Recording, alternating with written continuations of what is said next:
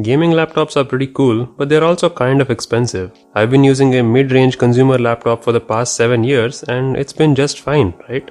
Yeah, so I don't need anything crazy for my work, which is why I bought this $2,000 gaming laptop. Please send help. As you read from the title, this is the Legion 5 Pro from Lenovo. I purchased this directly from Lenovo's website. I couldn't find any better deals on Amazon or anywhere else, but I'll leave a link in the description in case there are some deals going on. It was delivered in a few days in this gigantic package. It felt as if I'm cutting open a dead body or something. They told me this order is being fulfilled by SaveX Technologies, but their packaging is so minimal that I couldn't see their brand name anywhere. Can you? They also provide a pretty decent quality laptop bag with the Legion branding aesthetics all over it. If you're thinking this box seems a bit too big for a laptop, that's because this comes with a pretty beefy charging adapter, which we will see in a second. I'm pretty happy with the quality of foam they've used on this thing. It's pretty unlikely that this laptop would get damaged during shipping. And there it is, that's the Legion 5 Pro. At first the back panel seemed and even felt like metal to me, but no, it's just high quality plastic. They've done a good job of matching the bluish green color all around the laptop. Most of the I/O ports are on the back, which is a really good design in my opinion. The display has an anti-glare matte finish, which is really great. I hate glossy displays. Let's also quickly look at that charging adapter. Alongside the adapter and the power cord, you also get two Legion stickers, which don't look very good in my opinion. The adapter is a beefy 300 watt unit, which is pretty amazing, and it comes with this standard square Lenovo plug. Let's try to power this on real quick. Oh, looks like it's out of charge. With the help of this futuristic gadget of mine, we can see that the laptop on its own weighs around 2.4 kilograms. If you throw in the thick boy charging adapter and the cable, it weighs a total of 3.4 kilograms. I didn't expect the adapter to be that heavy. I mean, I need two hands to lift this comfortably.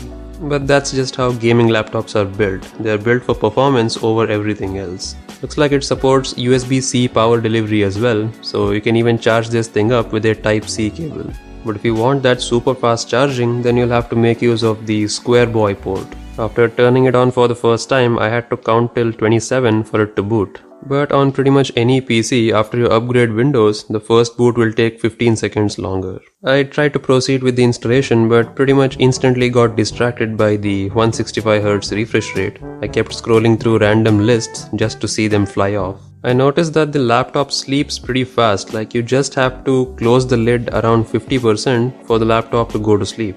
So if you bend the lid halfway without intending the laptop to go to sleep, it just might sleep, so keep that in mind. The keyboard has only 4 RGB modes and one of them is off. What? Only 4? Unacceptable, I'm returning this. You know, I never liked these laptop stickers that they put on there. They never look good and one of them is even crooked. Like, why you do this, companies? Anyway, let's spend some time looking through the software here. The display on this is a 165Hz panel and it supports HDR. It's a 16:10 aspect ratio, so it's a little bit taller than it is wider. It's a taller, more square-like form factor, which is usually present on most business laptops. I'm really glad they have it here as well. It's 1440p, so it's ultra sharp, and it's bright enough to be visible even in a well-lit room like mine. They have a full-form keyboard on here, with the number pad and everything. I'm not a fan of that. I like smaller form factors. It's not as good as my Sony Vaio, to be honest. But it's still a good experience typing on this thing even for a long time. While using it, I noticed that the fans would kick in suddenly and be really loud for a few seconds for some reason. As per Task Manager, it doesn't seem to be anything crazy going on in the background. So I'm not sure why this thing was turning into a vacuum cleaner every now and then. And it also randomly got stuck for a while and then it came back. I think this McAfee has something to do with it. But I turned on hybrid mode as well as quiet mode from their Lenovo Vantage software and that kind of fixed the random fan spinning thing. So far I haven't done any gaming or video editing on this, so I can't give you a performance breakdown just yet. But based on my 1 day's regular usage, after keeping it in quiet mode from 99%, the battery lasted me about 4 hours. I primarily just browsed around, installed a bunch of software and watched movies on it. I'm really quite impressed with the touchpad on this laptop. It's large, accurate, and one of the best I've used. Multi-finger gestures like 2-finger zoom in, scrolling or right click were handled absolutely well. It felt as if I'm almost using a touchscreen device. It was that accurate. For the first time ever, I felt like using this touchpad instead of an external mouse for normal day-to-day activities. Pretty much the only thing missing here, I would say, is a basic fingerprint sensor. Some kind of a biometric authentication would be good to have in a device like this. It took me around 5 minutes to recognize my face in the webcam that this thing has. There's a switch on the right side that disconnects the camera hardware itself, which I suggest you do and keep it like that forever. One thing I noticed was that this 1440p resolution is not the best for all applications. Yes, the text looks really sharp and you can zoom in whenever you want, but there are some elements like the menu bars which you cannot zoom in. Like when I installed DaVinci Resolve, I almost couldn't see anything on the top menu bar. Even after increasing the Windows scaling to 175%, it couldn't really scale it properly. Thankfully, I have a second external monitor which is big enough to show all the elements clearly, but if you were to just use the laptop's display, you'll have to drop the resolution to 1080p when you're doing that.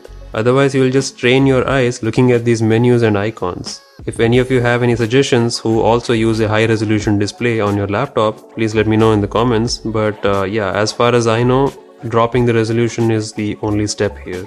And you can also only pick between 165Hz or 60Hz refresh rate. There is no in between. Like personally, I think for most applications that refresh rate is overkill. I think 120Hz would be perfect for most users, but there doesn't seem to be a way for me to do that. One of you told me that the build quality of Lenovo laptops isn't usually the best, and I can see why they would say that. Even at this price, there isn't a single solid metal component on this laptop's exterior. Most of the body is made out of plastic, high quality durable plastic, but still, not metal. Now the laptop still feels high quality, it doesn't creak or doesn't make any weird noises. The keyboard doesn't flex a lot except a little bit around the arrow keys. And the screen doesn't move around a lot either. The hinges are pretty strong and it doesn't wobble when you're typing on it. Now my previous laptop was made out of way thinner quality plastic and it has even survived a fall from above my head. Yeah, the screen cracked, but the laptop's body, even though it did suffer damages, was functional even after that. So yeah, I'm fairly optimistic about this laptop's durability. The only problem is that plastic doesn't age as well as metal does. Like even after 5 years, metal would look almost new if you have maintained it well.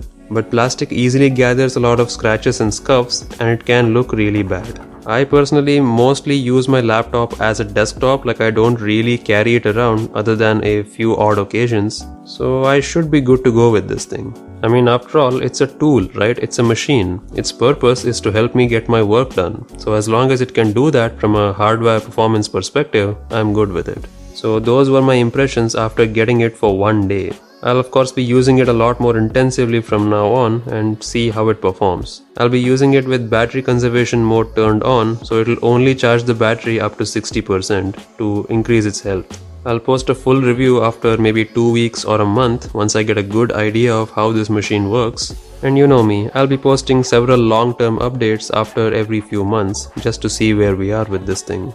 Anyways, that being said, if you have any specific questions or suggestions, leave them in the comments down below, and you can also join our Discord for more discussions like this.